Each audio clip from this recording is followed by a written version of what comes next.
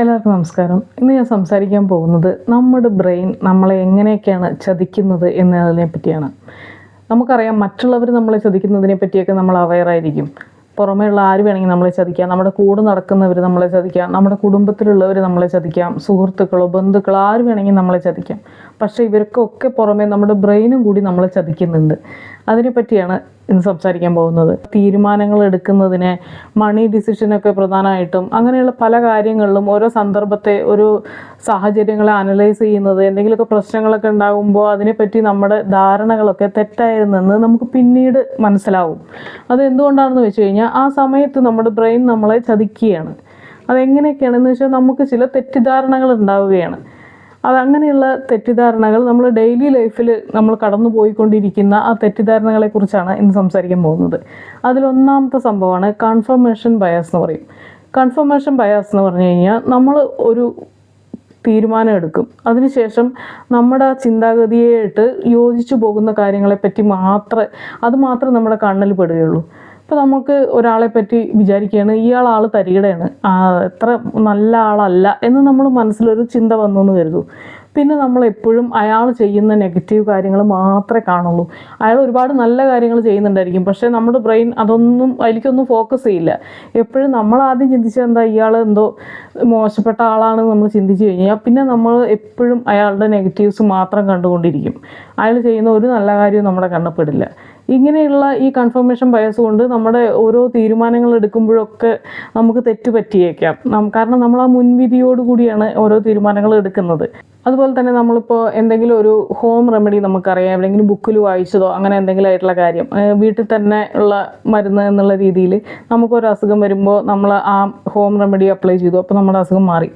പിന്നെ രണ്ടാമതും നമ്മളങ്ങനെ ചെയ്തേക്കാം, ചിലപ്പോൾ രണ്ടാമതും അസുഖം മാറിയിട്ടുണ്ടായിരിക്കാം. അപ്പോൾ നമ്മൾ ഉറപ്പിക്കുകയാണ്, ഇത് ചെയ്ത് കഴിഞ്ഞാൽ ഈ അസുഖം മാറും, അല്ലാതെ ഇതിനു വേണ്ടി ഡോക്ടറെ കാണാൻ പോകേണ്ട ആവശ്യമില്ല, ഹോസ്പിറ്റലൊക്കെ പോയിട്ട് വെറുതെ പൈസ കളയാണ്, ഇതിപ്പോൾ 2 പ്രാവശ്യം ഞാൻ ചെയ്തപ്പോൾ ശരിയായല്ലോ, അപ്പോൾ ഇത് ശരി തന്നെയാണ് എന്ന് നമ്മളങ്ങ് വിശ്വസിക്കാൻ തയ്യാറാവും. പിന്നെ അതിനെ പ്രൂവ് ചെയ്യുന്ന തെളിവുകൾ മാത്രം നമ്മൾ കണ്ടെത്താൻ ശ്രമിക്കും.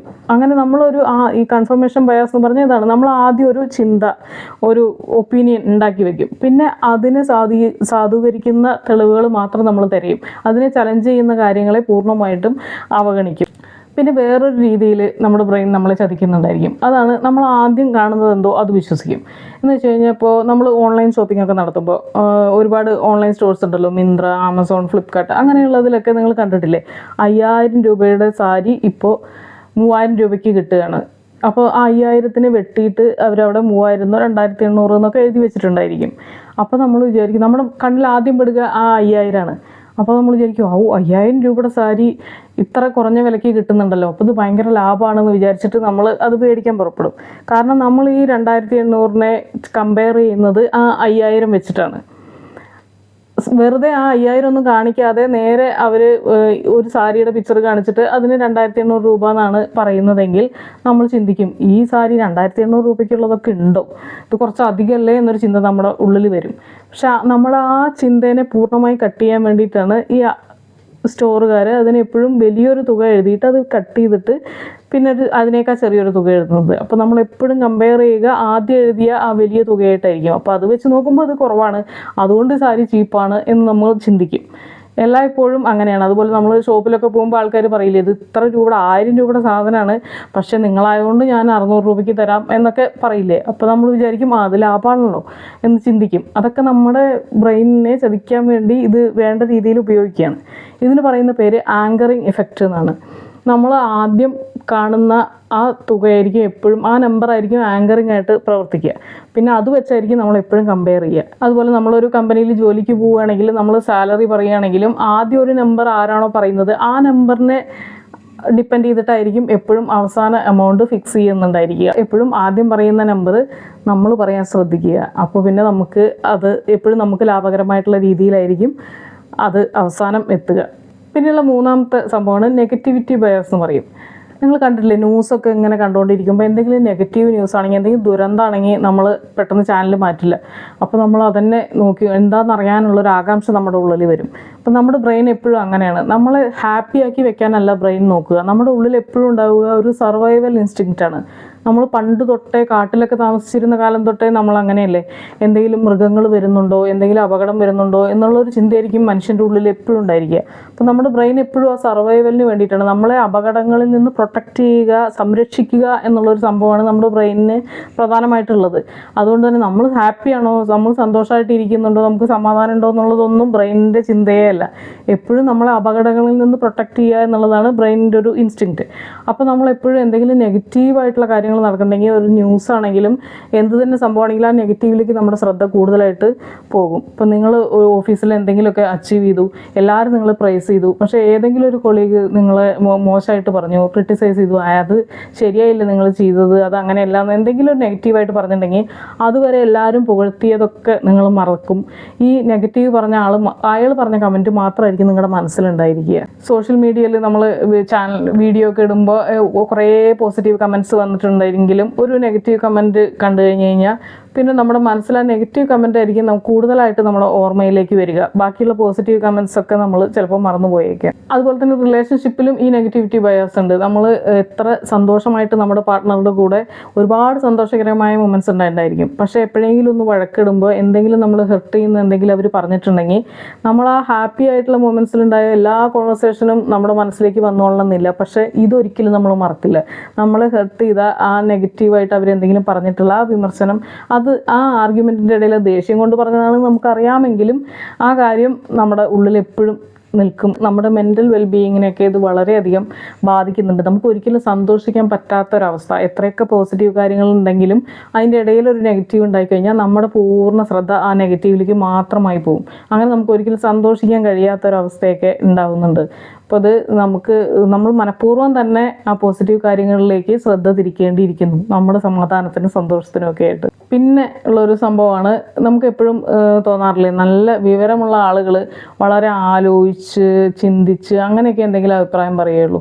പക്ഷെ കാര്യമായിട്ടൊന്നും അറിയാത്ത ആൾക്കാർ പെട്ടെന്ന് തന്നെ ഭയങ്കര സ്ട്രോങ് ആയിട്ടുള്ള ഒപ്പീനിയൻസൊക്കെ പറയും.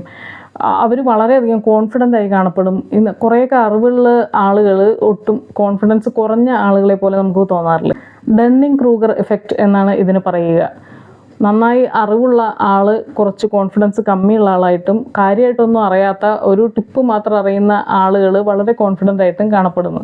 കാരണം ഈ കുറച്ചൊക്കെ അറിയാവുന്ന ആൾക്ക് അറിയാം, എനിക്കറിയാവുന്ന കാര്യം ഇത്രയേ ഉള്ളൂ, ഈ സംഭവത്തിന് ഇത്രയും കാര്യങ്ങൾ എനിക്ക് അറിയാത്തതുണ്ട്, ഒരുപാട് കാര്യങ്ങൾ ഇതിൻ്റെ അപ്പുറം ഉണ്ട് എന്നൊരു ചിന്ത ഈ അറിവുള്ള ആൾക്കുണ്ടായിരിക്കും. അതുകൊണ്ട് തന്നെ അയാൾക്ക് അങ്ങനെ ഓവർ കോൺഫിഡൻ്റ് ആയിട്ട് വളരെയധികം എനിക്കെല്ലാം അറിയാം എന്നുള്ള രീതിയിൽ അഭിപ്രായം പറയാനോ അങ്ങനെ ഒരു കോൺഫിഡൻസ് അയാൾക്ക് വരില്ല. കാരണം അയാൾക്ക് അറിയാം ഇതിൻ്റെ അപ്പുറം ഒരുപാട് കാര്യങ്ങൾ ഈ സംഭവമായിട്ട് ബന്ധപ്പെട്ടിട്ടുണ്ട് എന്ന്.